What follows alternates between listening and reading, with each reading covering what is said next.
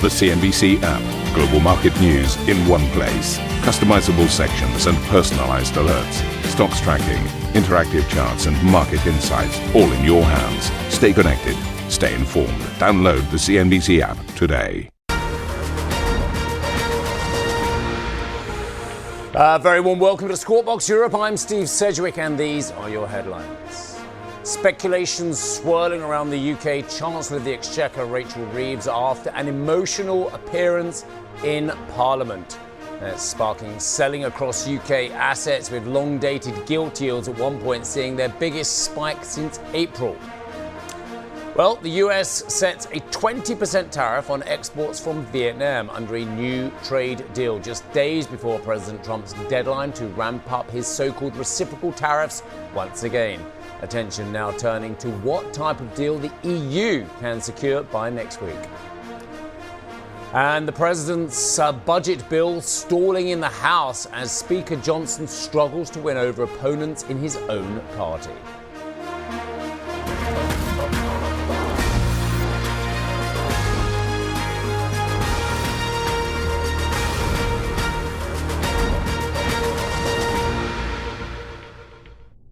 Should we talk about pressure? Pressure on a job. You all know what it's like. We all now realise that mental health is perhaps equivalent to physical health and concerns there. And when you see the pressure on anyone in a higher powered job, or dare I say a moderately stressful job as well, it's horrible watching what it does to someone. The reason why I mention this is because I was looking at Rachel Reeves in Parliament yesterday, and whether it was the immediacy of the concerns about her position past that welfare vote in Parliament. Looking at someone who looked visibly distressed after months and months of stress in their position as Chancellor of the Exchequer. There's a lot of stress, obviously, and trying to juggle the books with the city, with the markets, with her backbenchers, with the cabinet, with the electorate at large. It's hard to watch. I thought she looked visibly stressed yesterday. But investors, well, are now watching the UK Chancellor of the Exchequer, Rachel Reeves. She appeared incredibly emotional. She looked tired in Parliament during Prime Minister's questions on Wednesday. A spokesperson for the Chancellor said she'd been dealing with a personal matter, but the incident triggered speculation about her position amongst investors. Gilt yields spiked after the scenes in Parliament, with the yields on 10-year and 30-year paper seeing their sharpest daily increases since April. Sterling also fell, albeit moderately, against the dollar and the euro, with speculation also driving UK stocks marginally lower. In particular, the more domestically focused, though, FTSE 250 did finish over 1% easier. Well, speculation was also driven by this exchange in Parliament. The Prime Minister, Sir Keir Starmer, not directly responding to a question on whether Reeves would remain in post until the next election. This man has forgotten that his welfare bill was there to plug a black hole created by the Chancellor. Instead, they're creating new ones. She looks, Mr. Speaker, she's pointing at me. She looks absolutely miserable. Labour MPs, yeah, she looks absolutely miserable. Labour MPs, they can point as much as they like. The fact is, Labour MPs are going on the record saying that the Chancellor is toast, and the reality is that she is a human shield for his incompetence. In January, he said that she would be in post till the next election. Will she really? Prime Minister. She certainly won't. Mr. Speaker, I have to say I'm always cheered up when she asks me questions or responds to a statement, because she always makes a complete mess of it and shows just how unserious and irrelevant they are. But she talks about the black hole. They left a £22 billion black hole in our economy, and we're clearing it up. Speaking to journalists shortly after Prime Minister's question time, a spokesperson for Keir Starmer said the Chancellor has the Prime Minister's full backing and is going nowhere. Well, the Chancellor will likely have to cut spending or raise taxes in her budget this autumn in order to meet the government's self-imposed fiscal rules. Simon Pittaway is senior economist at the Resolution Foundation, told CNBC that Reeves needs to maintain market credibility. Whoever the Chancellor is, they'll have some really difficult decisions to make. And I think, as far as we're concerned, sticking to the existing fiscal rules is really crucial. That's a move that would signal kind of credibility and confidence to the market, as at a time where, as I said, there are a lot of eyes on the UK. For a long, long time, I've had the honour and pleasure of speaking to Vince Cable, who is, of course, the former business secretary in the UK, about politics. And Vince, before we talk about the questions that I think my viewers expect me to ask you about gilt markets and about government policy and fiscal deficits, just let's look at the human angle. I think it's really, we don't do this enough. But I mean, I thought she looked visibly distressed yesterday. Of course, the leader of the opposition went straight in on that, laser focus as well. It's hard to watch, isn't it, as the pressure builds up. People forget sometimes that these are human beings. Absolutely. I mean, I had 5 years in the cabinet, and I think a couple of occasions I was the centre of a national storm. I mean, I didn't deal with it very well in either case, and I feel for her. There may well have been some entirely extraneous issue in her private life, this supposed altercation with the speaker. You know, it could have been anything. I mean, I felt for her, and she should not be the centre of attention now. The idea of just getting rid of the Chancellor to deal with the government's inability to make 2 + 2 = 4, it would be comparable, I think, to throwing out Kwasi Kwarteng when Liz Truss got into an impossible position. So she should not be the focus of attention now. The focus of attention should be how we get simple budget arithmetic in a credible position. Yeah, I concur entirely. And look, I agree with part of what the leader of the opposition was saying. I mean, I'm not going to go whether Rachel Reeves is the human shield for incompetence of this government, but she's definitely being a human shield for the Prime Minister, because quite frankly, she's the one who's got to pick up the pieces and rebuild credibility with the markets if she remains in post. If she doesn't, you mentioned Kwasi Kwarteng, I think we could find ourselves in another potential Liz Truss situation if the markets, and the gilt market especially, lose confidence in the economic policies of this government. Do you concur? I do. And the problem, this all goes back to one terrible political mistake before the government was even elected, which was this commitment about not increasing the 3 main taxes. You know, once you've made that commitment, you're completely trapped in a fiscal situation. We've now got a new world, not just the difficulties of managing the budget in a no-growth economy, but the demands on defence. And at some point, the government is saying, sorry, you know, we made commitments in a different set of circumstances. We're going to have to break them. I mean, if I were there at the moment, I would be eyeing up the possibility of sort of going to the country and saying that the value-added tax rate in Britain is 20%. In Scandinavia, which is the kind of place where Labour backbenchers would clearly be at home, in Denmark, in Sweden, in Finland, it's 25%. We're just going to have to confront the country with the fact that basic taxes will have to rise in order to fund the kind of country we want. This gets them out of fiscal hole. It would be politically a very difficult sell, but Labour backbenchers have put the government in an awkward spot. They're going to have to explain it to their constituents. Yeah, Vince, it's fascinating, isn't it? I mean, I was speaking to actually a senior member of the former government. Actually, I don't think you and that person I was speaking to overlapped, but I was speaking to a person yesterday about this, and they're saying it all comes back down to, quite rightly as you say, if policy was made or not made before Sir Keir Starmer even formed a government, which is crazy because they knew they were going to form a government for a very, very long time. But what it also exposes, Vince, is unlike in 1997, where Tony Blair was prepared for government, he was prepared and controlled his party. Do you think there's an element of actually that Sir Keir Starmer does not control his party and hadn't kind of got the whip on them as aggressively as he should have done before they even got into power? Well, I think the fundamental point you make is right, that the government weren't prepared for government. But, you know, we are where we are. You know, they are the government. They've got theoretically a very big majority, and they shouldn't be in this kind of trouble. But they are in trouble. And I think the worst outcome now is that they just try to muddle along. You know, they shuffle the Chancellor into another position in government.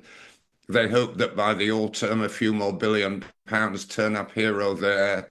There's an attempt to improve the numbers by letting tax thresholds drift behind inflation, all kind of little dodges of this kind. And that's not going to restore credibility. It won't restore credibility, and it won't establish a strength in the markets either. So, and that's fascinating. And I'm going to draw on your, obviously, a former business secretary, but also a renowned economist as well. Vince, does the future of the gilt markets at the moment, the short-term future, depend on A, Reeves staying in position, and B, Reeves being able, and Starmer being able to get a level of control back on the backbenches as well? Because if they keep asking for extras, and goodness knows we know they're going to go for the two-child benefit cap next as well, which will cost even more billions as well. If this gets worse on that front, less control of backbenchers, are there direct ramifications on the gilt market? Yes, that's exactly right. I mean, we are up, 4.7% yields now. I mean, this is dangerous level. It's not just a purely British problem. I mean, we've got the breakdown of fiscal discipline in the United States, and there is a contagion effect as well. So, if Britain is going to stay safe in this storm, some really decisive action needs to be taken. And it's clear that government backbenches don't have the stomach for big cuts in the welfare state, or indeed any other difficult cuts in public spending. And you can understand that. I mean, we've had tight constraints on public spending for almost a couple of decades, and I was part of that process. So the idea that we have in the UK, which is not just the Labour Party, I think the country as a whole, that we want a combination of low taxes and high spending, that equation just no longer works. And look, Vince, we know that vigilantes, and I always hate to use the word, but bond vigilantes are watching this show. They're watching other financial news, and they're looking for weaknesses. We saw it with Soros in 1992, and if our viewers seem to think that you can't take on a central bank or take on a government, but have a look back to 1992, which you and I remember very well. But the fact of the matter is, if we've left ourselves in this dangerous position as well, even if nothing new happens on this story in the short term, you're so right to point out that actually we are almost the tail of the dog, which is the US bond market. And if Trump goes too far with the one big beautiful bill, or the market doesn't like it, we are as susceptible as anyone on that. Exactly. And the news coming through this morning that they're having trouble getting the big beautiful bill, so-called, through the House, let alone what's happening in the Senate. This is bad news for global stability. And the key point for Britain, as a very vulnerable, middle-sized country, not anchored any longer to the European area, adrift internationally, is that the government is going to have to overreact, which is going to be painful. I mean, either they will have to be very brutal on public spending, or they'll have to break up their promises on tax. One or the other. They can't get away without doing either. Vince, this comes down to something fundamental that you and I haven't discussed in this yet, is that they came in with maybe some will say it's a mirage, others will say it was a very firm strategy, we can say it's somewhere in between probably, of creating growth for the UK economy. Having a growth platform, getting business behind them as well. Well, I'm afraid to say, and I don't say this lightly as well, I can't see that growth coming through at the moment. I look at the Bank of England's monetary policy report. They can't see it in their 3-year outlook, particularly coming through towards the end of the forecast period as well. Is the growth strategy and relationship with business floundering, which is even more fundamental because you can grow your way out of these deficits, but they don't appear to have the tools at the moment to do so? Well, exactly. It is one of the illusions of government that you can somehow turn a tap and produce economic growth. I mean, you can produce short-term bursts, which is a sort of macroeconomic policy if you have looser monetary and fiscal policy, but sustainable growth it is a job for generations. It's not a job for the next 6 months. And I think the government fell into the trap of believing it could escape from difficult decisions by creating growth in a few easy steps. I mean, they're doing some of the right things, in fact. I mean, one of the things Rachel Reeves deserves some credit for is pushing public investment. I mean, that's something my government didn't do. Even Gordon Brown found this difficult, which is why we got into PFI. So she has made some of the big right decisions. I think the industrial strategy was a good step forward, said the right things. We tried to do similar things in the coalition. So some of the moves about long-term growth are being made, but they are long-term growth steps. In the period of this parliament, we're very unlikely to get much past 1% growth, which in per capita terms is not raising living standards. We are in a situation which requires big, difficult decisions. You cannot just assume that the growth fairy will appear. It won't. No, indeed. Look, there is, I wouldn't say the 7th Cavalry, but there is a little bit of a bulwark of support that can turn up in terms of Bank of England action, Vince, as well. Cutting interest rates, well, that would obviously lower the debt bill of the government, but you can't cut interest rates if people are worried about the credibility of UK assets as well. But what maybe the governor of the Bank of England could do is shore up the long end with a change in policy. One of my colleagues made some news out of Sintra the other day, speaking to Andrew Bailey about this, and perhaps a lessening of QT as well. Is there something that actually the Bank of England can do that will support the UK at this stage? Well, I think you're right to focus on the whole issue of quantitative tightening, because, we've got this arcane arguments about the balance sheet of the Bank of England. It was interesting, a few days ago, the Japanese moved to stop big arbitrary movements in quantitative tightening, effectively by wiping off some of the liabilities in the central bank balance sheet. And I think this is an insider issue. It's not an issue for public debate, but quantitative tightening has just been allowed to happen.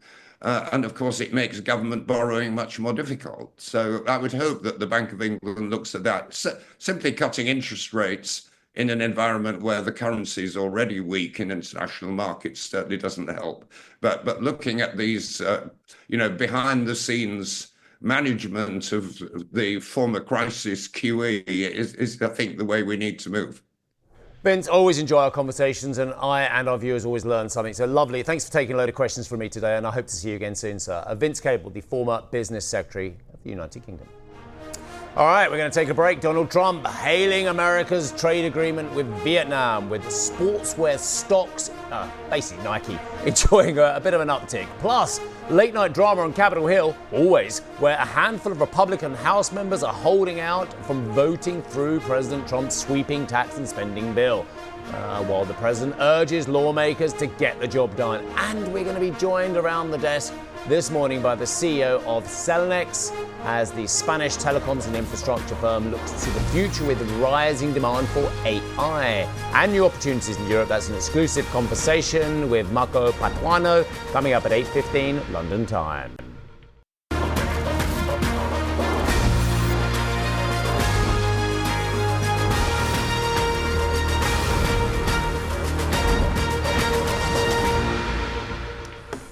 Okay, welcome back. The US House of Representatives are holding a procedural rule vote for floor consideration of President Trump's sweeping domestic agenda mega bill, with the Speaker of the House, Mike Johnson, vowing to keep the vote open as long as it takes.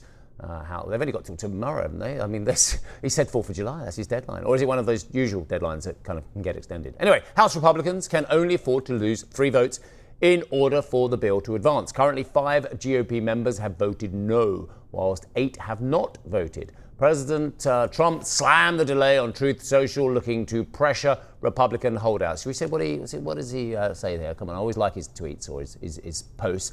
What are the Republicans waiting for? What are you trying to prove? MAGA is not happy and it's costing you votes. Well, I think that's the whole point, sir. I think they're worried that it will cost them votes if they vote it through, all that Medicaid stuff and all that support for the lower incomes. Oh, well, never mind. Right, moving on. Escalation in trade wars and geopolitical conflicts rank as the top risk for central bankers, according to the UBS Reserve Manager Survey. Max Castelli is head of global sovereign market strategy and advice at UBS. Max, lovely to see you out of Zurich as well. I hope you're well, sir. Tell us all about your survey this time around. Thank you very much. And once again, good morning, and thank you for inviting me.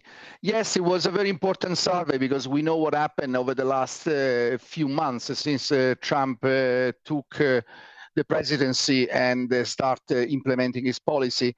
As you mentioned, geopolitics dominating the concern. This is the first time. Normally, we always had the economic or financial factor.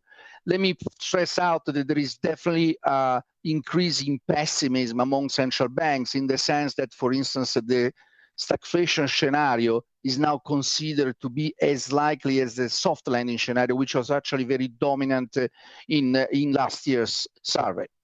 If talking about Trump 2.0, two remarks. We had a special section in the survey addressing some of the issues. On the domestic level, about 90% of the respondents believe that the MAGA policy will not boost US economic growth. This is an important data point. We should not forget when the Trump trade was on, the view was that net overall, the impact of Trump would have been positive on growth. Instead, in terms of international relation, trade agreement, etc., I see a more benign outlook in the sense that the survey tells us that yes, it will have an impact, but they don't think that this sort of international alliance will break and that finally a deal will be found. Okay, Max. Okay, it's 90. That's huge. 90% of the survey recipients don't believe that Trump 2.0 policies and the BBA, they think it's going to produce growth. Does that diminish their appetite for holding US treasuries then? Because I don't really know where that kind of bulk of capital can find a safer haven at the moment. Yeah, in a nutshell, I don't think, yes, it has decreased the appetite, or at least it's raised a lot of questions. But I have to say that so far, we have not seen a significant outflow from the US Treasury market towards the non-US dollar fixed income market. What does it mean? It will not happen? Absolutely not. I think it will take a little bit of time to reallocate some of the funds that the central banks manage out of the US Treasury. Central banks are notoriously quite slow in terms of changing their investment guidelines and their investment priorities. I think it will happen in the next few months. What will happen? I think what will happen is that we are going to see some diversification away from the US dollar fixed income market, from the US Treasury. Of course, this depends very much if everything remains where we are, in the sense that we are going to have a trade agreement. The beautiful bill will not be too extreme in terms of debt sustainability, or we're not going to see any more sort of political big move, for instance, about the central bank independence or the rule of law or things like that, which have been mentioned by the central bank as the main risk faced by the US economy. I'm very interested, and look, we can have this conversation about the bond market and central bank independence, and we do that a lot, but there was another thing that came up in your survey, which I thought was interesting, and the further risk of escalation of military conflicts. That was really high up there as well. But I've always found, in my years in markets, it's really hard to quantify the devastating on-the-ground reality of war compared with what it has as an economic impact and indeed, ergo, the market impact. I think those two are more disconnected, perhaps, than sometimes we appreciate.